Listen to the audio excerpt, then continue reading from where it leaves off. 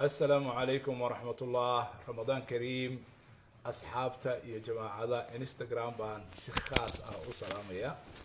waxaana leeyahay waqtiga corona lagu jiro guryaha la joogo sidee waqtigaaga uga faa'iideysataa oo wax ku anfici kara adduun iyo aakhiraba aad uga faa'iideysataa. taas jawaabteedu waxa weeye horta adiga kugu xiran tahay duruufta kugu hareereysan hadday tahay corona iyo hadday corona la'aan tahay kuma xirna adigay kugu xiran tahay. adigu timekaaga sidee u maamushaa, waqtigaaga sidee u maamushaa. 24 saac baad haysataa. qof walba oo adduunka wax qabtay adduun iyo aakhira u shaqaystayna 24 saac kaliya ayuu haystaa. laakiin waxaa la isku dhaafayaa qof walba sida uu u maamulo 24 saac, sida uu isaga u maamusho. waqti aad seexato, waqti aad wax cunto, waqti aad jimicsato, waqti aad reerkaaga iyo ahalkaaga la maartay waqti la qaadato iyo caruurtaada, waqti aad wax barato, waqti aad wax akhriso, waqti aad wax qorto, waqti aad shaqayso.